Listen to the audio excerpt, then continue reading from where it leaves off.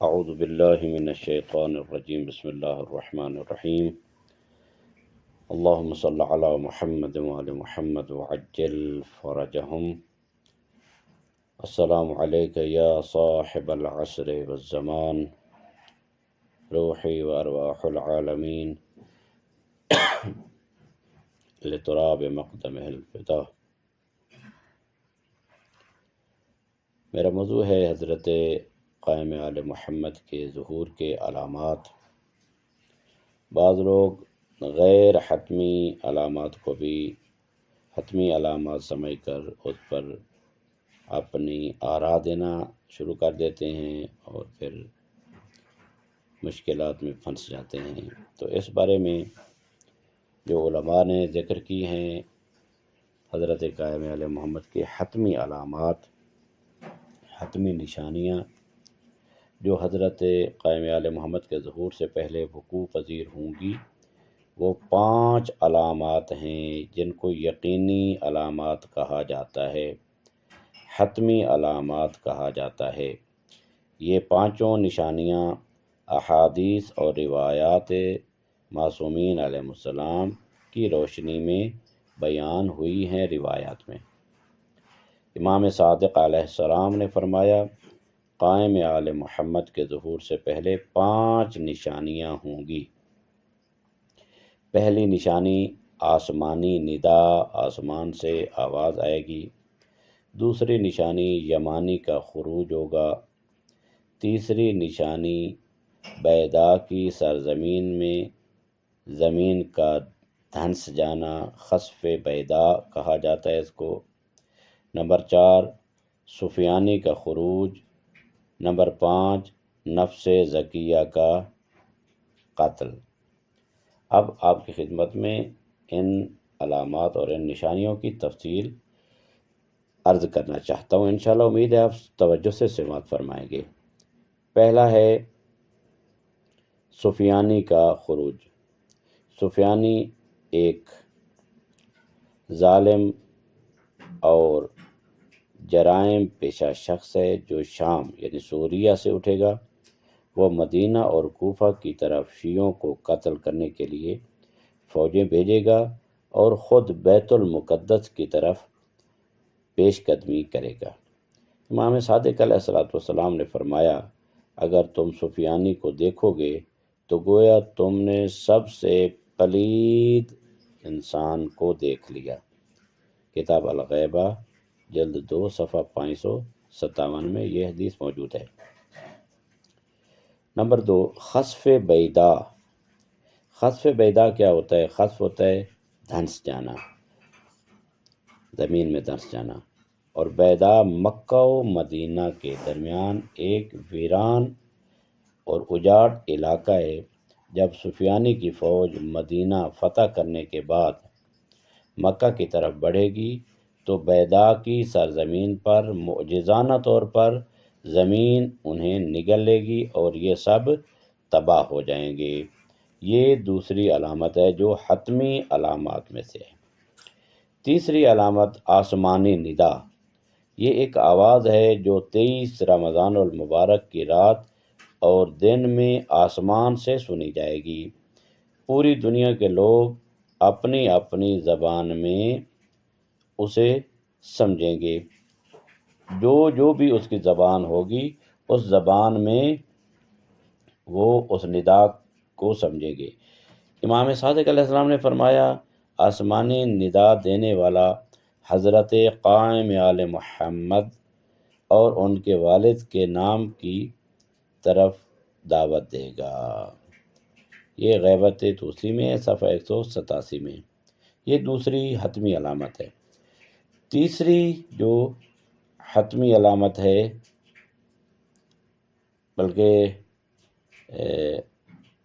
پہلا سفیانی کا خروج، دوسرا خسف بیضا، تیسرا آسمانی ندا، اور چوتھا جو ہے وہ قاتل نفس زکیہ ہے۔ نفس زکیہ ایک پاک باز اور بے گناہ انسان ہے۔ جو حتمی نشانیوں میں سے ایک یہ ہے کہ مکہ مکرمہ میں مسجد الحرام یعنی رکن و مقام یعنی حجر الاسود اور مقام ابراہیم کے درمیان ایک سادات کی نسل کے لیے کہ بے گناہ فرد کو شہید کیا جائے گا۔ امام صادق علیہ السلام نے فرمایا، حضرت مہدی علیہ السلام کے قیام اور نفس زکیہ کے قتل کے درمیان صرف 15 راتوں کا فاصلہ ہوگا۔ کتاب کمال الدین جلد 2 اور صفحہ 554 پر یہ موجود ہے۔ یہ چوتھی حتمی علامت ہے۔ اب پانچویں جو ہے وہ یمانی کا قیام ہے۔ یمانی ایک نیک اور عادل رہنما ہوگا جو یمن کے شہر صنعاء سے اٹھے گا اور امام مہدی علیہ السلام کی حمایت کرے گا۔ وہ فساد کے خلاف جد و جہد کرے گا۔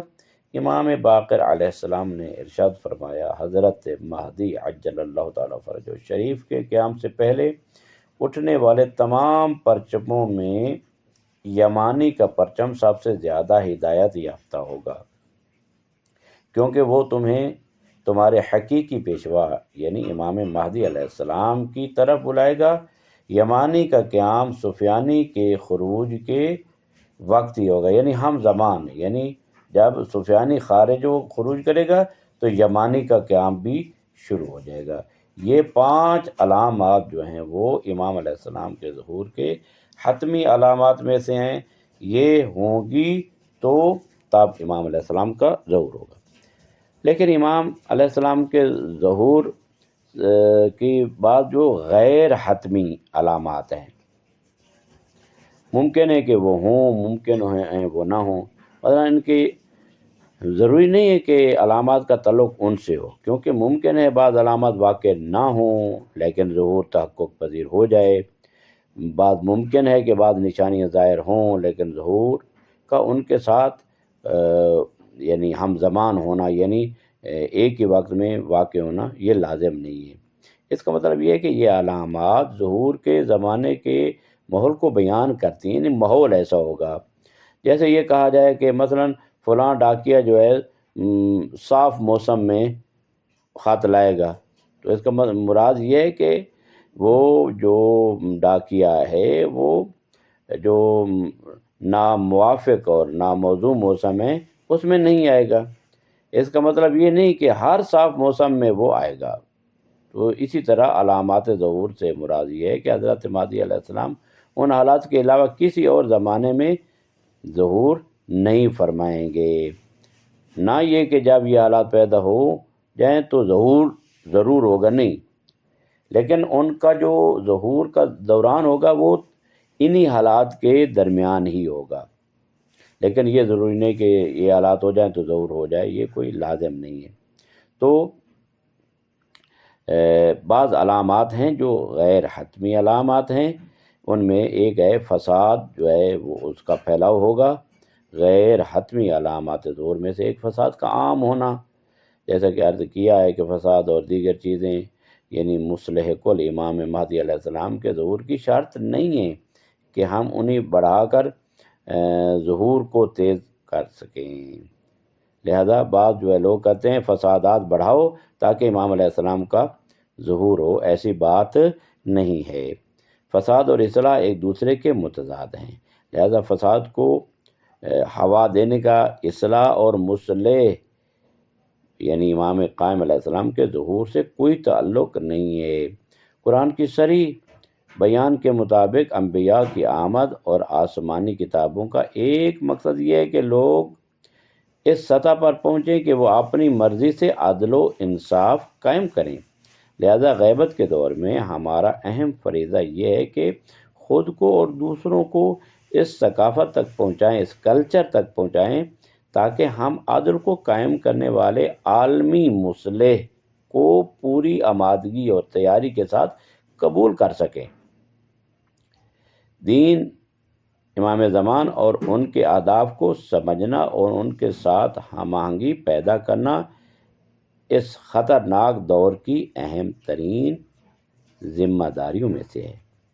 احادیث میں غیبت کے دور میں شیعیان کے فرائض اور ظہور کی تیاری کے لیے اقدامات پر زور دیا گیا ہے، جیسے تقویٰ اور نفس کی تربیت۔ ایک حدیث میں ہے کہ جو شخص حضرت کے اصحاب میں سے ہونا چاہتا ہے اسے انتظار کرنا چاہیے، اور تقوی اور اچھے اخلاق کے ساتھ منتظر رہنا چاہیے۔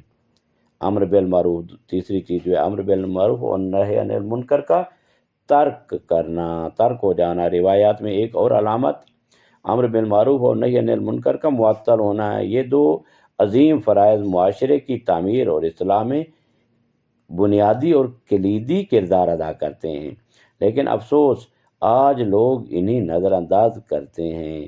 معروف کو ترک کرنا اور منکرات کو پھیلانا آخر زمان کی نشانی ہے۔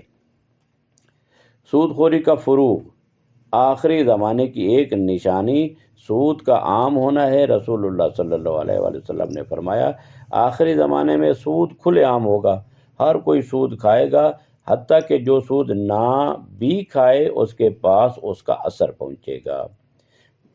پچھلے زمانوں میں سود کی مذمت اتنی تھی کہ لوگ اس سے دور بھاگتے تھے، لیکن آج اس کی قباحت اور اس کی جو ہے خباثت جو ہے وہ ختم ہو چکی ہے۔ لوگ سود کھانے سے کتراتے نہیں ہیں اور اس کو برا نہیں سمجھتے۔ رشتہ داری توڑنا، قطع رحمی کرنا، پیغمبر خاتم صلی اللہ علیہ وآلہ وسلم نے فرمایا، آخری زمانے میں رشتہ داریاں ٹوٹ جائیں گی، لوگ ایک دوسرے پر احسان جتائیں گے، بڑے چھوٹوں سے محبت نہیں کریں گے اور چھوٹوں میں حیا ختم ہو جائے گا، حیا کم ہو جائے گا۔ دینی فرائض کی تعلیم کا ترک، دینی فرائض کو چھوڑ دیا جائے گا۔ والدین کا اولاد کو دینی فرائض نہ سکھانا بھی علامات میں شامل ہے۔ روایات میں ہے کہ والدین دنیاوی فائدوں پر توجہ دیتے ہیں اور دینی تعلیم کو نظر انداز کر دیتے ہیں۔ ساتویں جو غیر حتمی علامت ہے، امام صادق علیہ السلام کے بیان کردہ علامات میں سے امام صادق علیہ السلام نے ایک روایت میں 108 علامات ظہور بیان کیے ہیں، جن میں سے چند ایک آپ کی خدمت میں عرض کرنا ہے۔ حق کا مٹ جانا اور اس کے پیروکار کا ختم ہو جانا، ظلم و ستم کا عام ہو جانا، قرآن میں تحریفات کا ہو جانا، دین کا خالی ہو جانا، جیسے برتن کو الٹا کر دیا جائے اس طرح دین لوگوں میں سے ختم ہو جائے گا، باطل پرستوں کا حق پرستوں پر غلبہ ہو جائے گا، برائیوں کا کھلا پھیلاؤ اور ان کی روک تھام نہ ہونا، مردوں کا مردوں سے اور عورتوں کا عورتوں سے تعلقات پیدا کرنا، نیک لوگوں کی آوازوں کو دبایا جانا، جھوٹے لوگوں کی حمایت اور ان کی تردید نہ ہونا، بچوں کا بڑوں کی عزت نہ کرنا، رشتہ داروں کا ٹوٹنا، رشتہ داریوں کا ٹوٹ جانا اور ان کے درمیان تفرقہ ہو جانا، برے لوگوں کی تعریف اور ان کا خوش ہونا، لڑکوں کا عورتوں جیسا لباس اور رویہ، عورتوں کا عورتوں سے شادیاں کرنا، مال کو اللہ کی راہ میں نہ خرچ کرنا، مومنوں کے برے حالات پر افسوس کرنا، جھوٹی تعریفوں کا عام ہو جانا، پڑوسیوں کو ایک دوسرے کو تکلیف دینا، کافروں کا مومنین کے دکھ پر خوش ہونا، شراب کا کھلا پینا، امر بالمعروف کرنے والوں کی تحقیر اور ان کی توہین کرنا، برے لوگوں کا طاقتور ہونا، قرآن والوں کی بے عزتی، نیکی کے راستے بند اور برائی کے راستے کھلے ہونا، کعبہ کی بے حرمتی، قول و فعل کا تضاد، مومنوں کی ذلت، بدعتوں اور زنا کا عام ہو جانا، جھوٹی گواہیوں پر اعتماد کرنا، حلال کو حرام اور حرام کو حلال بتانا، دین کو اپنی خواہشات کے مطابق ڈھالنا، گناہوں پر فخر کرنا، مومن کا صرف دل میں انکار کرنا، مومن کا صرف دل میں انکار کرنا، اللہ کے غضب پر مال خرچ کرنا، حکمرانوں کا کافروں سے قربت اور قریب ہونا، قاضیوں کا رشوت لینا، عہدوں کی نیلامی، عہد توڑ دینا، بے بنیاد الزامات لگانا، شوہر کا بیوی سے مذاق اڑایا جانا، اور عورت کا گھر پر حکومت کرنا، اللہ کے نام پر جھوٹی قسمیں، شراب کی آزادانہ فروخت، کھلا جوا، طاقتوروں کا مظلوموں کو دبانا، حکمرانوں کا اہل بیت علیہم السلام کو گالی دینے والوں کو سراہنا، ان کی تعریف کرنا، اہل حق کو جھٹلایا جانا، جھوٹ بولنے میں مقابلہ، حق سننا مشکل اور باطل سننا آسان، پڑوسی کا صرف ڈر سے احترام، حدود اللہ کو معطل کرنا، مساجد کی سونے سے سجاوٹ، جھوٹوں کو سچا سمجھنا، چغل خور کی کوشش، ظلم کا عام ہونا، غیبت کو تفریح بنا لینا، جہاد کا ترک، حکمرانوں کا مومنوں کو ذلیل کرنا، تعمیر سے زیادہ تخریب کرنا، یعنی بنانے سے زیادہ اصلاح سے زیادہ خرابی پیدا کرنا، کام تولنا، خون ریزی کو آسان کر دینا، دنیا کے لیے ریاست کرنا، نماز کو ہلکا سمجھنا، زکوٰۃ نہ دینا، قبروں کی بے حرمتی، افراتفری، شراب میں ڈوبی ہوئی زندگی، حیوانات کے ساتھ بدفعلی، مسجد سے لباس چرانا، جانوروں کا ایک دوسرے کو کاٹنا، دلوں کا سخت ہونا، حرام کمائی میں مقابلہ کرنا، ریاکاری جو ہے نماز میں ریاکاری کرنا، فقہا کا دین نہ سکھانا، طاقتوروں کی چاپلوسی، حلال کی مذمت اور حرام کی تعریف، مکہ و مدینہ میں برائیاں، موسیقی کا عام ہونا، حق گو کو روکنا، یعنی حق بولنے والے کو روکنا کہ خبردار اس کو آگے نہیں پھیلانا، بروں کی پیروی کرنا، نیکی کا راستہ خالی، مردے کا مذاق اڑانا، برائیوں میں اضافہ، سرمایہ داروں کی اطاعت، فقیروں کو ٹھٹھا بنانا، مذاق کرنا، مسخرہ کرنا ان کا، آسمانی علامات پر بے فکری، جو زلزلے آتے ہیں اور آندھیاں آتی ہیں اس پر بے فکر رہ جانا، کھلم کھلا بدکاری، اللہ کی راہ میں بخل، والدین کی بے حرمتی، عورتوں کا حکومت کرنا، بیٹے کا باپ کو جھٹلانا، گناہ نہ کرنے پر پشیمانی، گناہ کرنا اور اس پر فخر کرنا، غذائی اجناس کا ذخیرہ کرنا، خمس کا غلط استعمال، شراب سے علاج کرنا، امر بالمعروف کا ترک کر دینا، چھوڑ دینا، منافقوں کی بلند آواز، اذان پر معاوضہ، مساجد میں بے حیا لوگ، یتیموں کے مال کھانا، غیر اسلامی فیصلے کرنا، خائنوں کو امین بنا دینا، حکمرانوں کا غریبوں کا مال لوٹنا، ممبر پر ریاکاری سے صدقہ، نمازوں کے وقت کی پامالی، نمازوں کی پرواہ نہ کرنا، پیٹ اور شہوت کی زندگی، دنیا کی محبت، حق کی نشانیوں کا مٹنا۔ 108 علامات جو غیر حتمی ہیں۔ امام صادق علیہ السلام فرماتے ہیں جب تم یہ علامات دیکھو تو اپنے آپ کو محفوظ رکھو اور اللہ سے گناہوں سے بخشش کی دعا کیا کرو۔ انشاءاللہ دعائے خداوند ذوالجلال سے، خدایا ہمیں امام علیہ السلام کے ظہور کے لیے دعا کرنے اور ظہور کے لیے آمادہ رہنے کی توفیق عطا فرما۔ وصلی اللہ علی محمد وآلہ الطاہرین۔